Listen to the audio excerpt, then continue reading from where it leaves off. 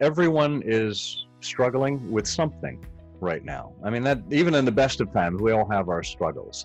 And I just like to remind people that um, it's important not to have too much anxiety about it, and to turn to the people that matter most to you. Maybe a friend, a family member, a colleague. You may feel like things are spiraling out of control. The only thing that you can truly control in your life is your reaction to the situation that you're in. We have the pleasure of welcoming Scott Monty today to our interview series. I'm Sumita Marim from the peopleHum team. Before we begin, just a quick introduction of peopleHum. peopleHum is an end-to-end, one-view integrated human capital management automation platform, the winner of the 2019 Global Cody Award for HCM that is specifically built for crafted employee experiences and the future of work. We run the peopleHum blog and video channel, which receives upwards of 200,000 visitors a year, and publish around 2 interviews with well-known names globally every month. And now for our guest, Scott Monty is an executive coach and advisor who helps the C-suite embrace virtuous leadership and better communication with timeless strategies. He was ranked by The Economist as #1 atop the list of 25 social business leaders. Scott's clients have included Walmart, IBM, McDonald's, Coca-Cola, and Google. We are extremely happy and honored to have someone of his stature on our interview series today. Welcome, Scott. We are thrilled to have you. Thank you so much. I really appreciate being here. It's absolutely a pleasure. So the first question I have for you, Scott, can you tell us a little bit about your journey? What brought you to Scott Monty Strategies? Well, yeah, it's been a long journey, and it's been anything but a straight line. I think with any career, you inform yourself about as much as you can. You consume information. You learn about your industry. You learn about the practice of the business that you're in, and that prepares you for what changes may happen around you. And I actually started out wanting to be a doctor, and went to the first year of medical school, but decided that it just wasn't for me. The whole science thing Yeah. didn't match my preferences, and as a result, um, I decided to rather go into business. There was a program where I could do an MBA with a concentration in healthcare administration, and that allowed me to couple it with the master's in medical science. So I had a little bit of business knowledge, a little bit of science knowledge. Um, Long story short, that eventually led me into biotech and pharmaceutical consulting. That in turn led me to an advertising agency that specialized in healthcare and high tech. With the high tech, I began to notice what was going on digitally and with social media. And I ended up doing a little consulting there with big brands for a while, and Ford Motor Company heard about me and hired me about, 12 years ago to become the first executive in charge of digital communications and social media. And I did that for about 6 years while the global financial and automotive meltdown was happening. So because it was in crisis mode, I was actually able to learn probably about 2 decades worth of business while being at Ford. And then about 6 years ago, I left to go on my own. And since then, I've been working with companies to help them avoid the shiny object syndrome and to understand fundamentally what moves human beings. And we are remarkably the same all over the world. For the last few thousands of years, humans just don't change. We have the same driving force, the driving nature. And if you can understand that, and in turn make that part of what you do every day, then it doesn't matter whatever platform is up next. You'll be prepared for it. And that's what I'm focused on now. That's wonderful. That's an amazing journey you've had, one door opening to another and coming to a whole different level. So that's amazing. And so, Scott, we were, as you were talking about a lot about people, so we have a lot of employees, disengaged employees in organizations now. So what, according to you, are the changes that need to be made in the current employee experience programs so that we can improve the experience and increase the engagement of our employees? Yeah, I think a lot of what I've seen from employee engagement programs have typically been top down. Somebody at the upper echelon in the company creates a program and then pushes it out to everyone and expects them to get on board with it and to be as excited as they are about it. And it doesn't always work that way. Employees have lots of challenges. Their day-to-day goals that they're trying to achieve. With the change in the business environment now, and lots of people working from home, there's a change in environment. People may be stressed. They may be taking care of elderly parents. They may be taking care of young children. They don't have the same degree of separation from home that they did before. So there's a lot of considerations that need to take place. And because of that, I think executives need to do a lot of listening. And listening can come in a variety of ways. It can be on a Zoom call simply by observing what's going on around the environment that your employees are in. Being able to be attentive to what's going on there, to be able to discern when they're stressed out or when they're happy about something, and giving them the freedom to do what they need to do. So I think it's less about a one size fits all approach and more of tailoring your program, tailoring your message based on listening to and talking with individually a lot of your employees to get a sense as to where their heads are. And by doing so, if you actually engage them, if you bring them into the process and help them feel like they're creating something, like they're contributing to the end result of the program, then they're going to be more invested in its success and therefore more likely to participate. Yeah, that's a wonderful answer. And I think with the current situation and every single employee working from home, the managers, the leaders are, they are aware of what is the situation around these employees. Do they have kids? Do they live in a small house where they don't have anything? Stuff like that. So yeah, I think communication and collaboration is needed a lot. So, in this situation, we need a lot of technology, right? So what do you think is the role of technology, in addition to the human touch, of course, in breaking down all these barriers and, to creating a collaborative work culture? Well, technology is remarkable in what it's allowed us to do, but at the same time, technology isn't always the answer, right? I mean, we're able to stay in touch now more than ever, but at the same time, I'm seeing instances of executives being concerned about employee burnout, like they're too connected now. Because you can reach anyone with a Slack message or an email or a Zoom call or whatever technology you're using. And so we tend to become fixated or perhaps over dependent on the technology instead of thinking from here and thinking from here, right? Yeah. Thinking from the heart with more empathy.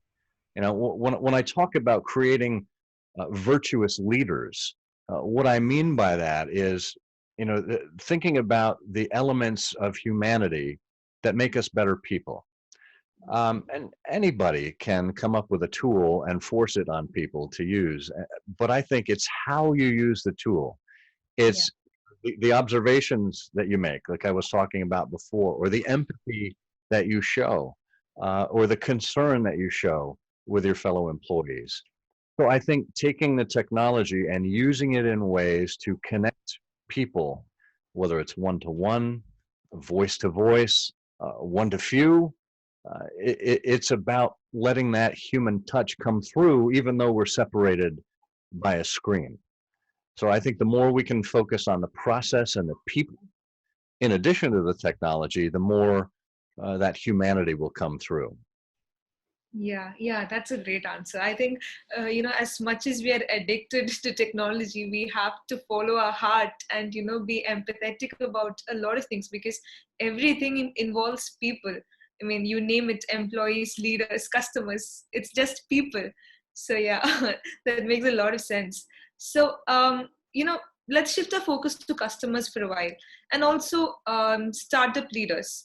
So before all this crisis started, we had a lot of, aspiring leaders start up new businesses, and not just this scenario, in any scenario, how would you advise, the new age leaders who are entrepreneurs of, like small time startups, to build a solid customer base? Mm. Well, I think, and we've seen this with some of the most remarkable leaders in the business. Take Steve Jobs, for example. Um, he didn't focus on the needs that customers were expressing. He intuited what needs there were, and he almost created, well, he did create a new category for people. Um, I didn't know that I needed to carry around 1,000 songs in my pocket, but he invented the iPod. Yeah. I was perfectly happy with my Walkman. I'm going way back now, where I could carry a CD or a cassette around and be satisfied with that. And here he understood the very human need to connect to music. Okay, again, that transcends technology, that transcends the industry. He understood the emotional appeal to music and what that has done to people over the ages. And simply by taking his know-how, he created a customer desire now where it's translated into phones rather than just MP3 players. Um, but he created that desire for customers to come along on that journey with him. And I think we need more leaders who think like that. We see it now with Jeff Bezos. He's created the juggernaut that is Amazon over the last 25 years.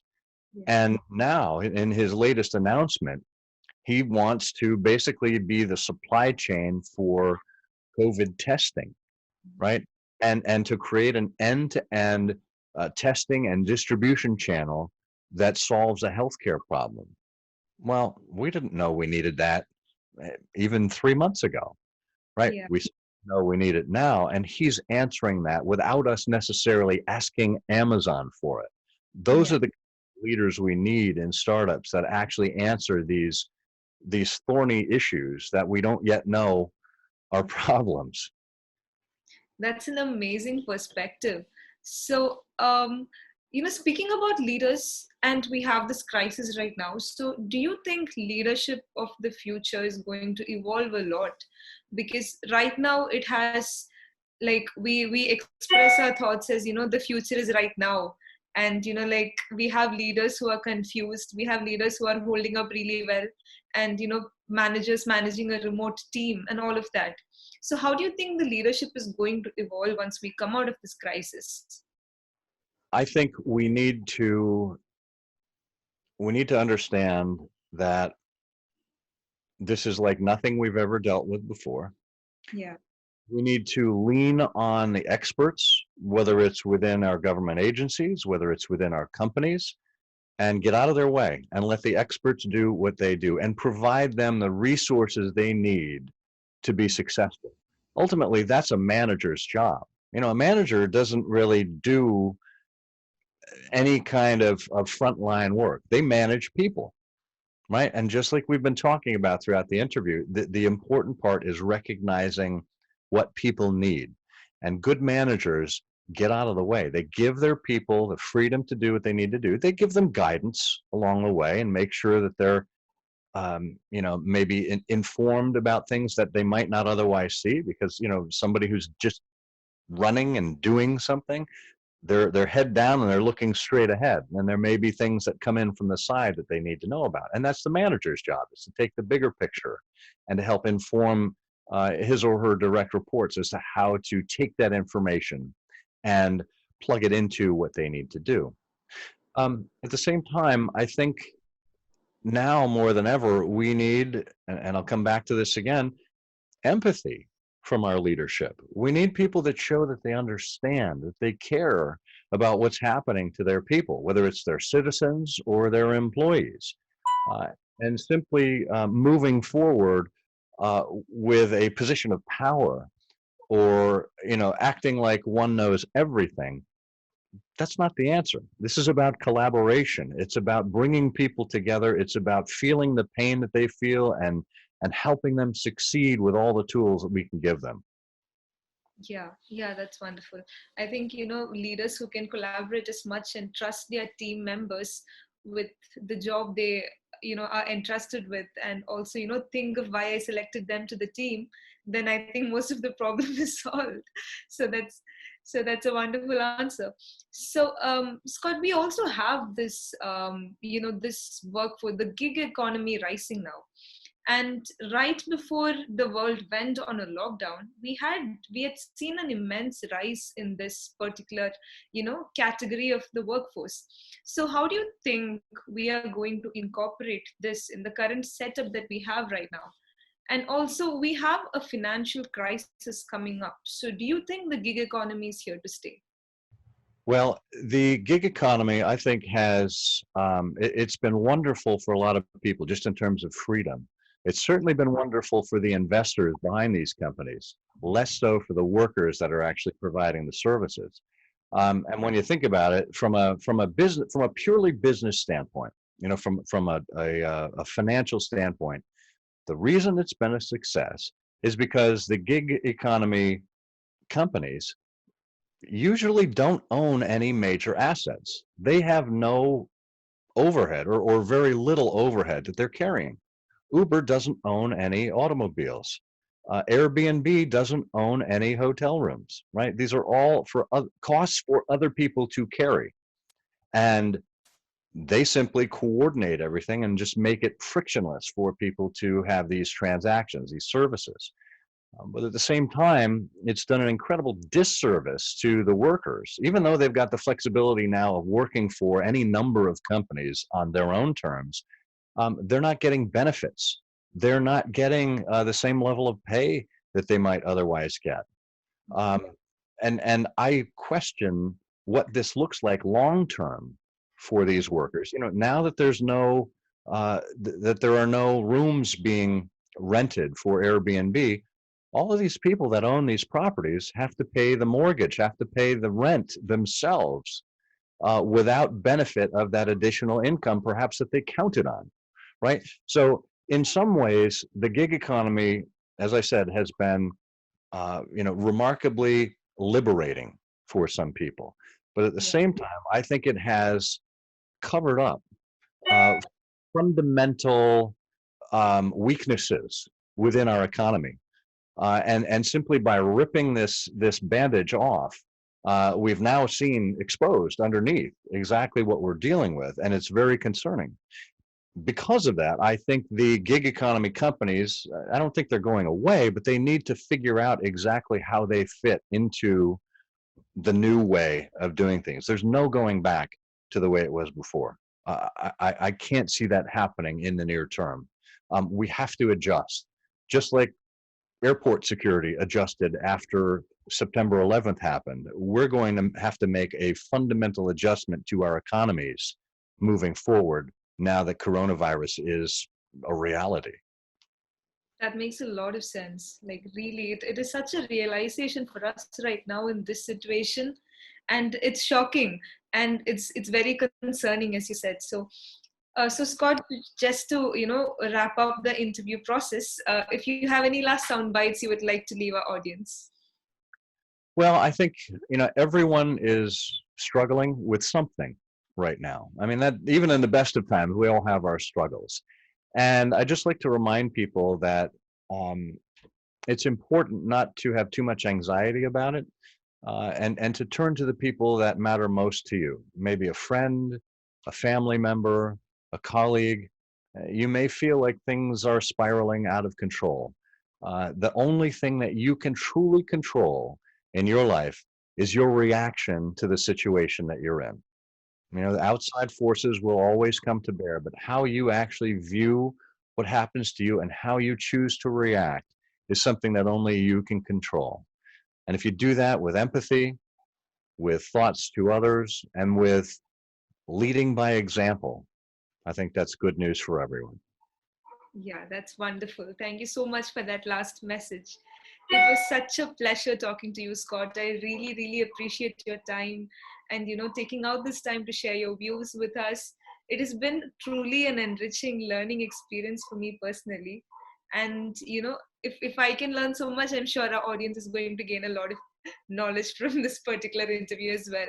So let's keep in touch and have a healthy and safe time ahead of you. Thank you so much, Samita. It's been an honor to be here with you. Appreciate it. Thank you so much. Bye bye.